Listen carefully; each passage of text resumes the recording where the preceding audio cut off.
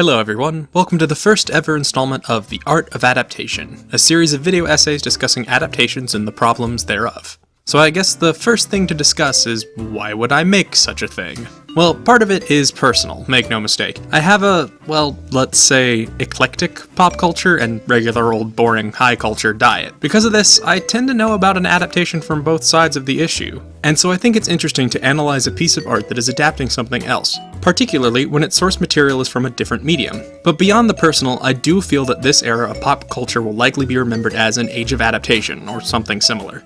After all, we live in an age where we have enough reboots that we can create subcategories of them. Reimaginings are different from reboots, which themselves come in the flavors of hard and soft. So this is an important field to use our critical thinking skills and really understand what is happening so we can try to understand why. So to do this, I'll be producing two forms of video. Type A will be to critically analyze adaptations, specifically through the lens of how they succeed or fail as adaptations.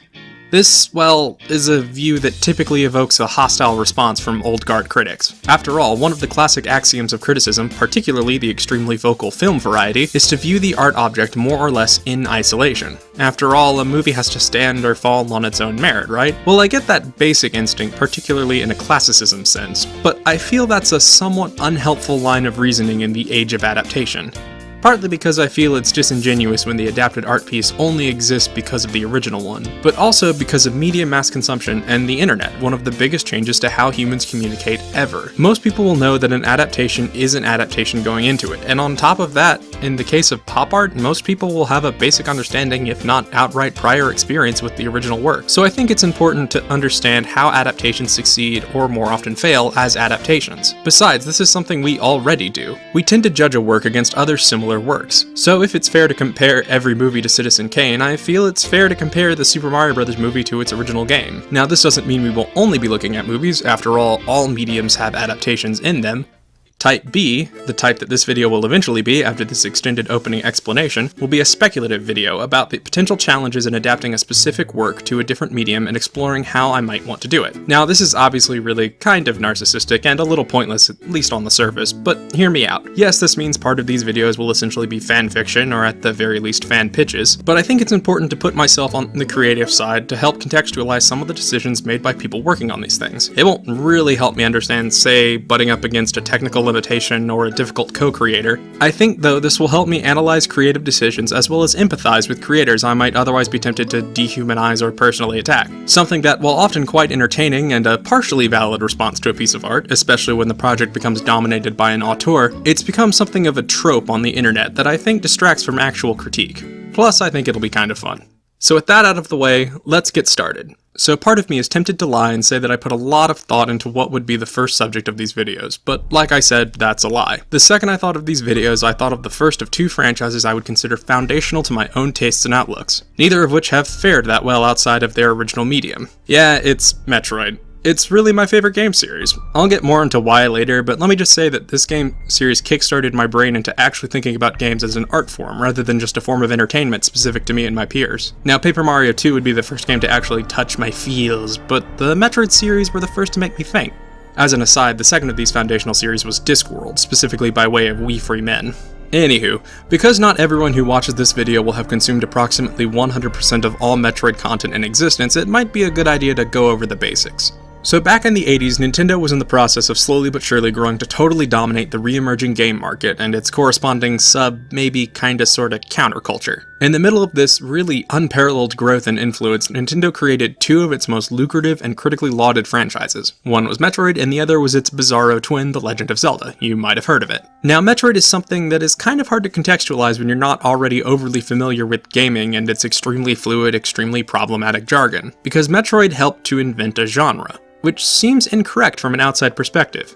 After all, Metroid is a textbook example of soft sci-fi that clearly took a lot of influence from the movie Alien. But a game kind of has two genres, or maybe like 20. Like I said, game terminology is problematic. But essentially games have a narrative genre that all forms of narrative art have. You know, your romance, your high fantasy, your horror, etc. Games also have their mechanical genre. Are they a match 3 puzzle game, a first-person shooter, or a real-time strategy game? This is one of the largest legacies of the Metroid games. They helped create a genre called Metroidvania, along with the Castlevania series. Now, if you, like me, feel this term is profoundly uninformative, here's my best attempt at a definition. Essentially, a Metroidvania game is a discovery-based experience where a large part of the engagement comes from mastering a fairly deep set of mechanics and exploring as well as becoming immersed in a specific world. Essentially, this type of game parallels understanding how to play the game with understanding the world within the game. There also tends to be a system of character progression, as well as the use of boss encounters to wall off new areas, and a semi-linearity to the world, geographically speaking. Now, understanding this is important, so hold it in your mind for later. So how has this venerable franchise progressed from its origins? Well, at first, pretty good.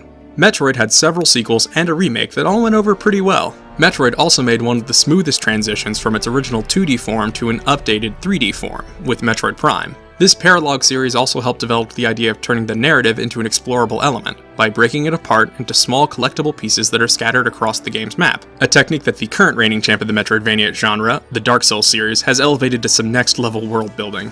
So the smart cookies may be asking how the two franchises that gave the name to a genre fall out of favor and be replaced with a newcomer. Well, Castlevania's situation is kind of complicated, but Metroid can basically be summed up in a singular entry, Metroid Other M. Other M is a hot mess. It almost killed the franchise and has stymied any attempt by Nintendo to expand or improve the Metroid games as the focus has shifted from growth to damage control. Since Other M, we've had an extremely poorly received attempt at a jaunty multiplayer romp and a fairly run-of-the-mill remake of the not best Metroid game. Now there is some hope on the horizon as a fourth Metroid Prime game is currently in development and maybe it'll help things. Only time will tell. So now that we've gotten the state of the franchise report out of the way, which is an important step if you're going to be adding to that franchise, let's talk about the basics of Metroid's narrative contained within the works themselves. So as I said, Metroid borrows a lot from the Alien franchise. This includes the concept of giving the title slot to the main monster. The Metroids are a species of floating vampire jellyfish things that act as a combo of Big Baddie and MacGuffin. The various factions in the universe see them as a potential bioweapon that could radically alter the balance of power in the galaxy, particularly between the Federation and the Space Pirates, whose names tell you pretty much everything you need to know about them at this point. Now that we have a basic framework for our story, we need someone for the story to be about. Enter Samus Aran, bounty hunter, mercenary, and galactic hero. Also, a woman. We'll get more into that later. Now, if that sounds bare bones, well, it kind of is. Each individual game follows the same fairly simple setup, i.e. Samus gets sent to some uninhabited or unexplored world, but what she finds there is where the variation is. As for the specifics, what issues exist for adapting Metroid into a movie, let's discuss.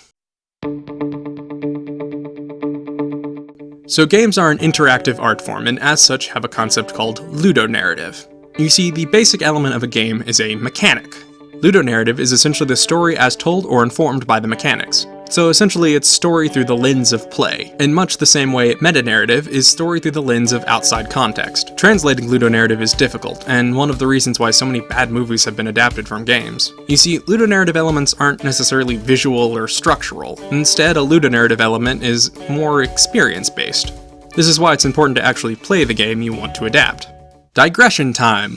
So as you examine ludonarrative elements, and the mechanics from which they originate, it's important to consider a rarely discussed topic, mechanical diegesis. This is basically whether the mechanics in the game are real in the world of the game, or only symbolic, there to help communicate information to the player. For those of you who are confused by that weird genetic memory projection thing in the Assassin's Creed movie, this is why. The animus exists as a way to make certain mechanics like your HUD or your ability to respawn diegetic, i.e. yes, you did fall off that building and respawn, and yes, you can see your health bar, hence why it feels so hollow and unnecessary in the movie. Digression over. Almost all of Metroid's mechanics are diegetic. Her suit really does incorporate new upgrades, she really does have a health bar showing how strong her shields are, and she really does download maps at the map room. The only non-diegetic mechanics in the games are the ability to save and respawn after a fail state, something that isn't really necessary in a movie unless it builds on some theme within the game itself. Metroid has 4 themes built or enhanced through ludonarrative that I think are important to address or incorporate in some way, to keep Metroid feeling like Metroid.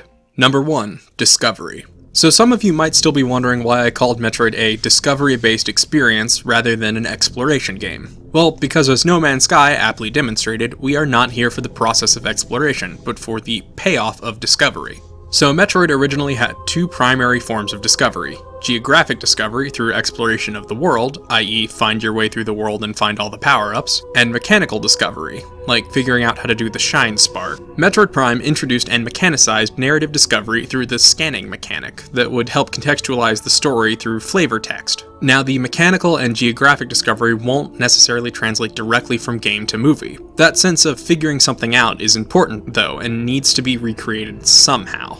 Number 2, progression. So throughout the game, Samus expands her arsenal and improves her suit, usually by collecting upgrades. Now, this is important to note that character progression isn't the same thing as character development, though it can parallel or accent it. Now, this will probably be most useful to an adaptation in a procedural sense rather than a thematic one.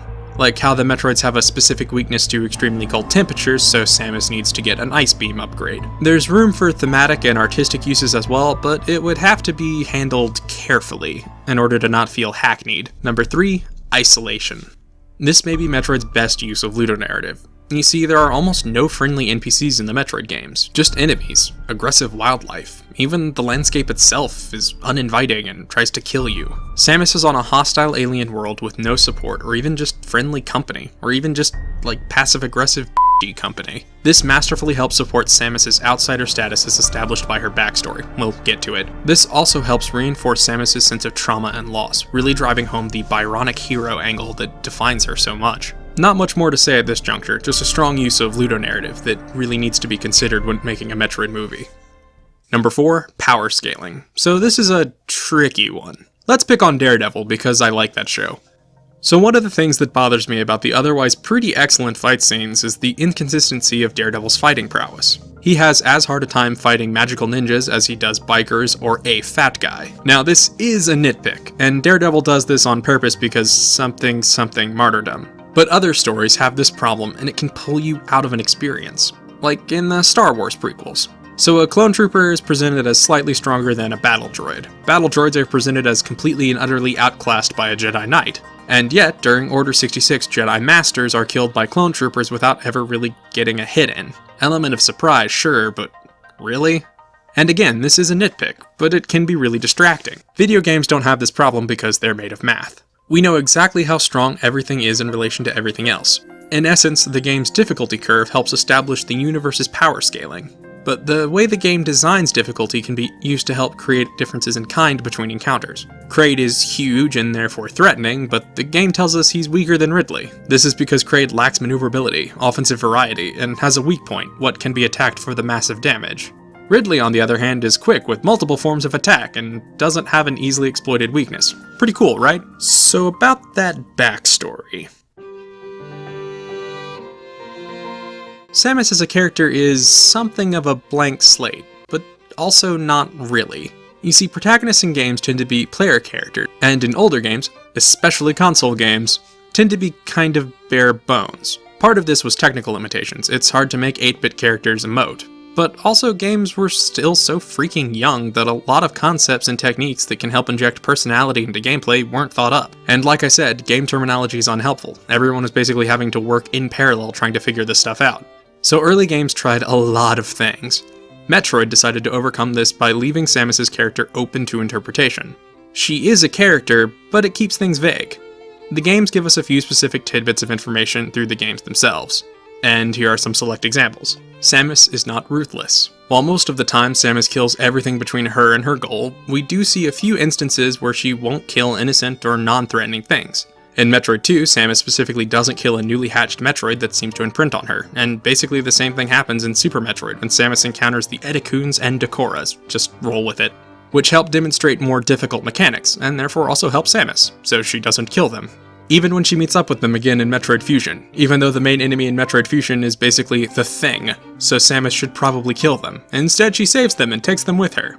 So she's not just not ruthless, she might even have a soft side, or at least she likes animals. Samus is also hyper aware of her relative strength in the universe, and might also be kind of arrogant about it. Samus accepts multiple missions with impossible odds with no real nervousness ever shown. Samus doesn't even take the X-Parasites very seriously until they start copying her. Then, they're a galactic threat. Even though in the prologue, an X-Parasite almost kills her. Samus has a similar relationship with Dark Samus. Yes, this franchise has two evil versions of Samus, just accept it. In Metroid 2, Dark Samus's reveal is used to show that this relatively minor planetary threat is actually much bigger because the bad guys now have their own Samus. Samus also keeps a personal log, which points to a certain level of introspection.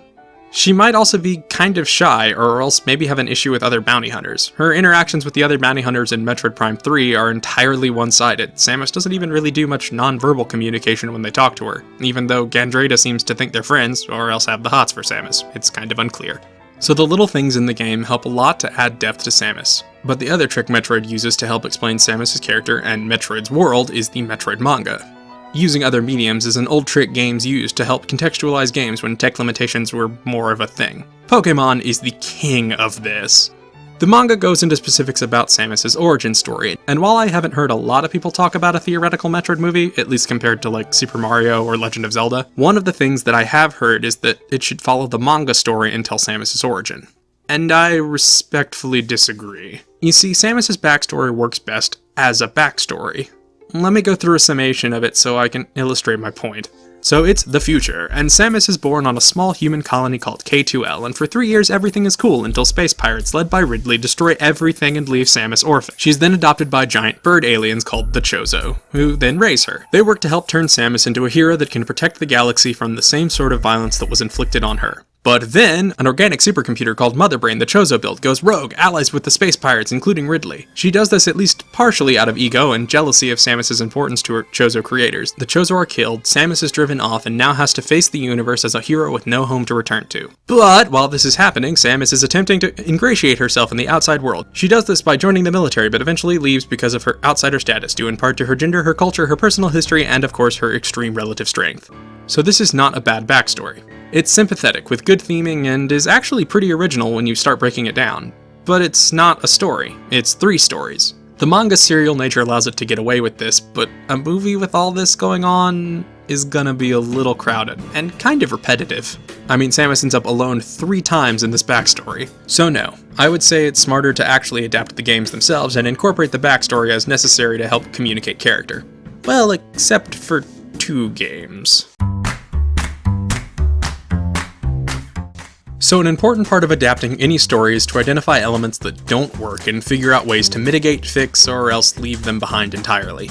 See Tom Bombadil. Metroid, in this as in many other ways, is a little unusual. You see, most of the criticisms of the individual Metroid games won't transfer into a movie. As an example, Metroid Fusion is far more linear than it really should be, but basically all other forms of media are linear. Yes, Metroid Prime Hunter's control scheme is bleh. But movies don't have controls, so there's no real problem there. There are quite a few of these issues sprinkled across the franchise, but they're almost all present, and at their worst, in Metroid Other M. The game is, as I said, a hot mess, and basically everyone agrees on this and has talked its problems to death. And in this way, Other M might be the most useful tool for adapting Metroid, especially to a cinematic form. Part of this is that, in a way, Other M is already an adaptation. It's not a Metroidvania game, but a Ninja Gaiden-esque spectacle fighter. It was also the first time the game was designed to have a heavily detailed narrative, and the first time Samus was going to be a speaking part. You know, besides like, or eh. And because it is basically an adaptation, despite having the original creator on hand, it can be a good object lesson. In much the same way I'm really sure Peter Jackson watched the old Rankin Bass Lord of the Rings movie to understand what didn't work and identify what did. So let's do that. The monologuing. So in this game, Samus is a fully voiced character with lines and everything, and the game really wants you to know that. Samus is given a little cast of disposable Federation troopers to talk to, that she rarely if ever does. Samus spends the entirety of the game woodenly monologuing, and it's f***ing awful. It takes an interesting and complicated character and makes her boring. It eliminates any mystery to her because we hear every banal thought that crosses her mind. So this choice makes her boring in a boring way. The troopers. In Other M, Samus is given a small squad of troopers that tag along with her, so that she has someone to talk to, as well as explore part of Samus' past that's hinted at in Metroid Fusion. We'll talk about it later. And when I call these guys disposable, I mean that in a very literal sense. They only exist to get killed in a subplot that goes nowhere and offers nothing to the actual plot. There's a germ of an interesting idea in this. As I said, Samus is an outsider, and her relationship with the troopers is antagonistic, thus helping to mitigate the fact that the troopers hugely undercut the sense of isolation. That, as I said, is essential to Metroid's identity. But they screw that up. You see, only 2 of the troopers have any real interaction with Samus. Adam, we'll get to it, trust me, And Anthony. Anthony is Samus's wacky black friend. He is friendly and reaches out to Samus immediately. He even undercuts the basic idea of Samus being substantively different in terms of power from ordinary people, because he saves Samus at one point. Gender politics. So Samus's gender is basically the only reason why people outside of the Metroid fandom care about Metroid. She holds basically the same pop culture position as Wonder Woman. They both come from what was originally a fairly niche medium that was originally dismissed as not art for no real reason, that was also stigmatized as just kid stuff. And they were both the first female leads of any real standing in a form of pop art that is traditionally dominated by masculine perspectives and tastes. As such, care needs to be taken specifically in this regard. Other M does not do this. A lot of figurative ink has been spent on this, so I'll just touch on 2 points, because I don't want this to go on for 7,000 hours. The first is sexualization. Now, Samus' sexuality is an interesting topic. She is a young, athletic woman in the prime of her life who is something of a celebrity. But she's also a closed-off shut-in who was raised by weird celibate bird monsters from space. I mean, don't you really want to know what she's into? Doesn't that sound interesting? And yet, sexuality in Other M ignores all of this in favor of turning Samus into a sex object. Don't believe me? The original Metroid supplemental material referred to Samus as being over 6 feet tall and weighing almost 200 pounds. She looks like this, and her iconic power armor keeps fizzling away so that we can ogle her, despite her being in a literal war zone. But she's not only physically sexualized. Let's talk about Adam. Adam is my least favorite character in Other M, and maybe one of my least favorite characters in any video game. He is smug, self-righteous, narcissistic, and dull. He shows Samus no respect and is an absolute jackass even to his men. And Samus wants him. She is shown as a submissive, sexually available waif that we are supposed to imagine as our girlfriend. She has daddy issues and wants older men. Ugh. One part that bugs me though is how inconsistent this feels for Metroid Fusion, the game that this game is trying to be a prequel for. Samus remembers Adam as tough but fair, and it's implied that Samus may have had some complicated, maybe romantic feelings for him. Largely because of how much Adam respected her, apparently. It sounds interesting, but in Other M, Samus is now completely objectified by the creative team and Adam, who sees Samus as a combination of blow-up doll and scud missile. Ugh. Now, calming down a bit, it is important to be honest that this problem is not unique to Other M. It just does it the most and the most ham-fistedly. But Samus is often objectified in other games, usually by way of a problematic mechanic wherein if you beat the game, you get to see Samus in her underwear. This turns a person into a trophy. Yay! So yeah, it's really important to think about how you're presenting Samus, especially physically, but also emotionally. So sexuality is not a big theme in Metroid, it's more of a problem that you have to figure out what to do with. But there are themes that I think aren't problems, but still need to be discussed and considered so they don't become problems during the adaptation. Trauma.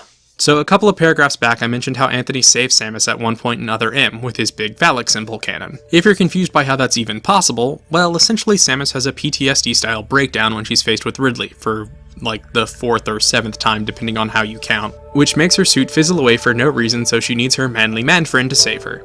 This setup is stupid, but does address a subtextual theme that had been running under the surface until that point: trauma. Samus has an almost comedically overly sad backstory, but it's actually composed of some pretty relatable themes. Yeah, it's kind of silly how Samus goes through a family and 2 surrogate families by the time she's 20, but the theme of losing a family and trying to find out where you belong without them is a good one. I mean, Samus actually watches her mom gets incinerated. There's stuff that can be done with this. Plus, the cyclical nature of these traumatic events is interesting. Samus' time with the Chozo also brings some interesting elements to help differentiate her from other characters. For one thing, the Chozo are kinda shitty at raising her. Well, I mean, okay, there's 2 of them, Grey Voice who's shitty at raising her and Old Bird who isn't. But neither of them are really trying to raise her as a person, but as a tool they can use to vicariously impose their view on the galaxy after their passing. They turn Samus into a child soldier. Now, to be fair, they're not throwing her into combat from the word go, but they do take a 3-year-old and say, let's train her to be a warrior. This is kind of f***ed up, and it's unclear whether Samus has really internalized this or even thinks of it as a bad thing. Transhumanism and genetic engineering. So Samus' DNA was altered by the Chozo by splicing some of their DNA into her, ostensibly to help her survive the various environmental hazards on Zebes, where she grows up. Samus also has some cybernetic implants to help her use her power armor. And Samus isn't the only character that has modifications like this. The Space Pirates are implied to have similar modifications performed on them and want to modify and weaponize the Metroids. Ridley is also implied to be the result of genetic engineering and is repaired with cybernetics to become Meta Ridley, because, you know, why not? Mother Brain is clearly the result of genetic engineering and also has several cybernetic components. And, well, spoilers, but the Metroids are later revealed to be an artificial species created by the Chozo. The games don't really have much to say on these subjects. It's not warning us about the dangers of playing God or saying genetic engineers are the true heroes of tomorrow. It's just more saying this stuff is part of the world, and there's some good and some bad. An unusual stance for sure, but one that I think can actually be pretty cool for the movie. Mercenary hero? So Samus has a sort of unusual professional situation. She's generally an upstanding and morally driven character who works in a typically shady job. She's a bounty hunter, but we mostly see her doing mercenary work. I mean, it's telling that one of Samus's best-known contemporaries, Boba Fett, is a villain. So why is she doing this? Well, it's probably a prosaic reason. She has a skill set revolving around violence, the military doesn't work out, so bounty hunter / mercenary it is. Because, you know, she needs fuel to power her ship and food to power herself. But I think this dynamic could use a little thought. So let's round this out with a quick discussion of aesthetic design. I'll go more into it in the follow-up video where I do a fan pitch discussing how I would do things, but I think a discussion of Metroid's aesthetic design and the troubles that might arise in adapting it is important. So like movies, games usually have a camera, and studying the camera in the game can help inform an interpretation's cinematography. Discounting cutscenes that don't have much worth talking about, Metroid has 3 different camera styles. The first one is a flat cross-section of the map. It's largely functional, just to make it easy to see where you're going. Other M's camera was similarly unremarkable, but with the distinction of not even being really functional. I know, what a surprise, Metroid Other M is still bad, a whole 5 paragraphs later. The Metroid Prime series has a first-person camera, something movies don't ever really take advantage of. I mean, we see the occasional thing here and there, but it might be useful here partially because this viewpoint gives you access to Samus's heads-up display. In the Prime series, Samus's suit has a high-fidelity sensor suite that basically lets her Google search everything around her. It helps communicate a lot of details that aren't necessarily apparent visually, and helps avoid clunky dialogue, or worse, that monologue we talked about earlier. Now, this doesn't actually have to be done from the first-person view, and of course, the whole movie doesn't have to be from the first-person perspective exclusively. After all, the story is a third-person one. But as for the actual visual design itself, well, Metroid borrows a lot from Ridley Scott's Alien. So much so, the creators reference this by naming Samus's main rival Ridley. Like the Alien movies, Giger's influence is largely saved for the alien-y stuff, to help that stuff feel weird and, well, alien. However, it's important to note that only the space pirates use the Giger aesthetic. The Metroids are visually differentiated, as is, wildlife and stuff. Metroid is also distinct in that its color palette is far more vibrant than sci-fi inspired by Alien usually is. Heck, it's a lot more colorful than most sci-fi is. There's way more to talk about, I'm really scratching the surface. For instance, I only really have time to say pay attention to how the environmental design gets more fantastic as time goes on, at least in most of the games. Lastly, I want to do a quick overview of Metroid's soundtrack. It's really f***ing good. It's unique, it's memorable, and it's really well used. The minimalism accents the loneliness of our main character and how inhospitable the environment is. Prime took this a step further and made the music, especially the opening theme. I mean, just listen to this.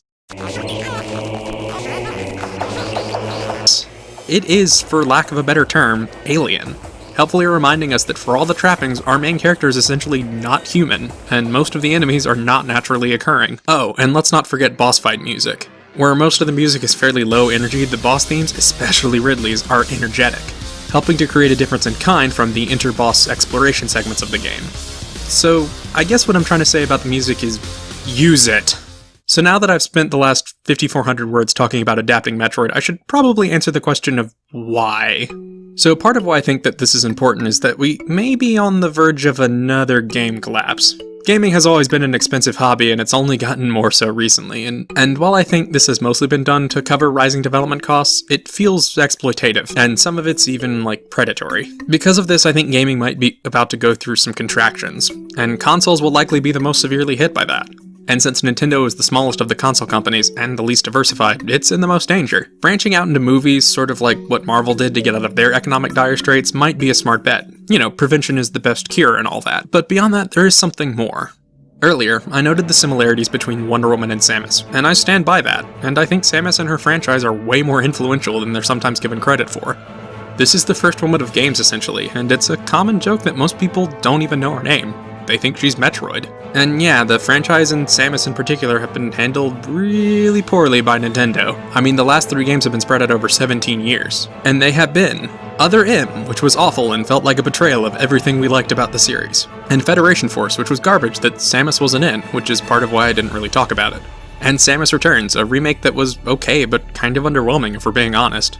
I think that's pretty tragic, especially because of the lack of preservation in gaming culture. To end this, I would like to back all the way back up to where I called Metroid a foundational series to my own personal tastes and outlooks, along with Discworld. Well, the way I encountered Discworld was through a book called We Free Men. A book with a female lead I may have had a hard time enjoying. There's a lot of pressure on young boys to not just be uninterested in girl stuff, but to actively hate it. Or at least there was when I was a kid. But Metroid taught me that a female lead, and therefore a female perspective, is not inherently lesser, and therefore worth my time. I can't imagine how much different I would be without this. And I don't think I'm the only one. And if I am, well, I'm the one who made the video, what you gonna do? Other than, like, comment, and subscribe.